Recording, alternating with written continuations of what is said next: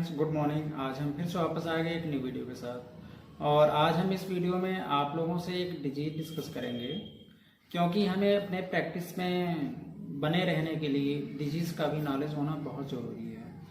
तो आज हम इस वीडियो में आप लोगों को ओवेरियन सिस्ट के बारे में एक्सप्लेन करेंगे कि आखिर ओवेरियन सिस्ट होती क्यों है, क्योंकि आजकल के टाइम में ये मोस्ट कॉमन डिजीज है फीमेल में पाई जाने वाली।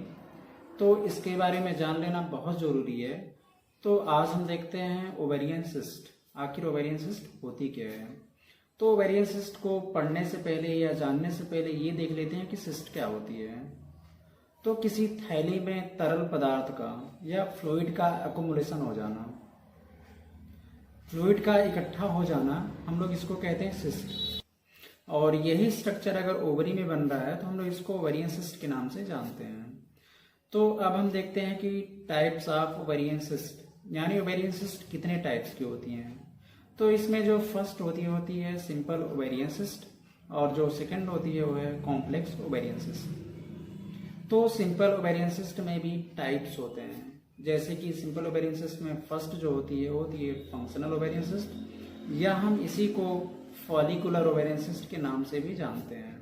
और जो सेकंड ओवेरियन सिस्ट होती है, सिंपल ओवेरियन सिस्ट होती है, वो होती है कार्पस लूटियल सिस्ट। और अब देखते हैं कॉम्प्लेक्स ओवेरियन सिस्ट के बारे में।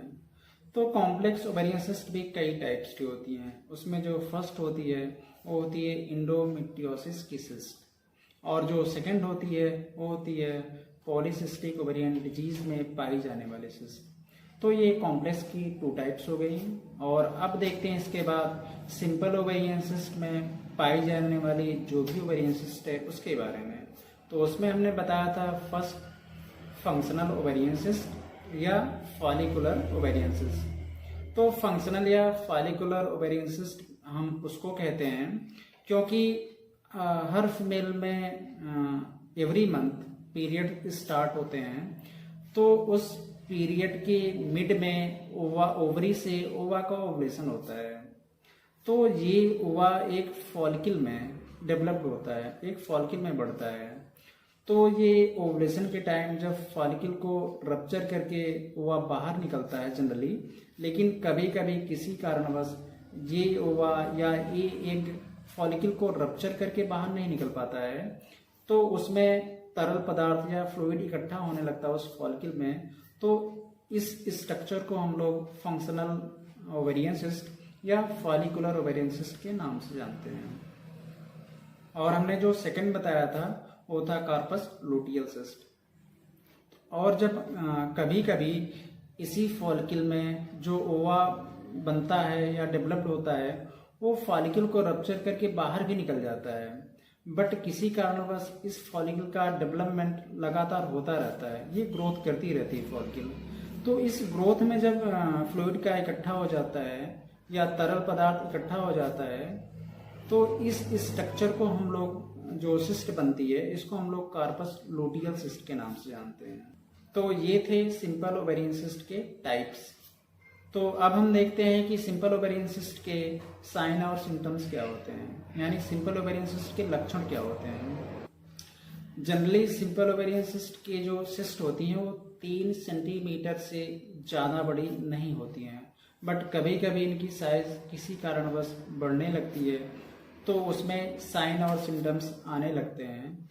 तो जो फर्स्ट साइन एंड सिम्टम्स होता है, लक्षण होते हैं, वो होते हैं कि पेट की निचले हिस्से में यानी लोअर एब्डोमिनल पेन का होना, यानी पेशेंट के लोअर एब्डोमेन में पेन स्टार्ट हो जाता है।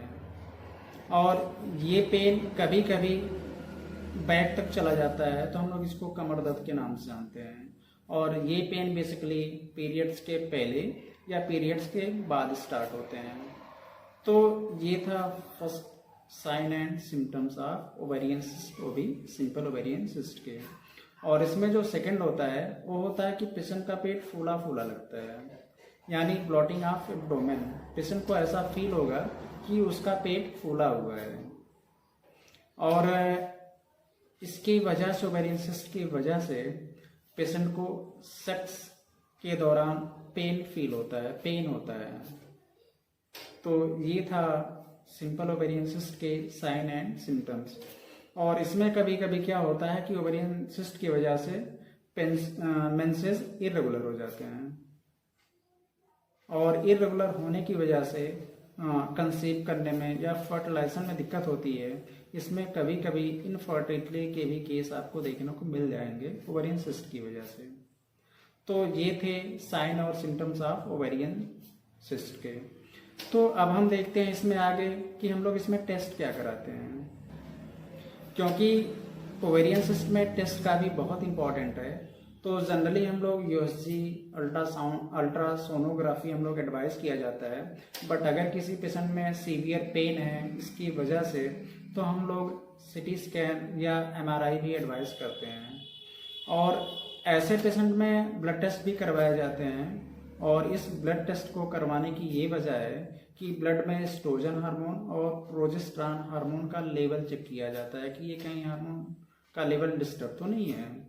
और किसी किसी पेशेंट में अगर ये ओवेरियन सिस्ट की साइज काफ़ी ज़्यादा बड़ी है, या अगर ओवेरियन सिस्ट हम लोग 50 साल से ज़्यादा एज वाले पेशेंट में देखते हैं, तो उनमें एक अलग तरह का ब्लड टेस्ट कराया जाता है जिसका नाम होता है CA-125।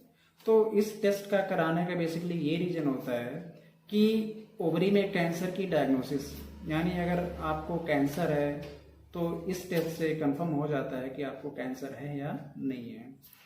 तो ये था आज का हमारा ओवेरियन सिस्ट। तो बेसिकली हमने इसमें बताया है सिंपल ओवेरियन सिस्ट के बारे में। और अगर पेशेंट को पेट दर्द स्टार्ट हो जाता है, उसको एडवाइस दिया जाता है मैनेजमेंट के लिए कि आप लोग हॉट वाटर बॉटल की सिकाई कर लीजिए एब्डोमेन में, ताकि आपका पेन थोड़ा सा कम हो सके।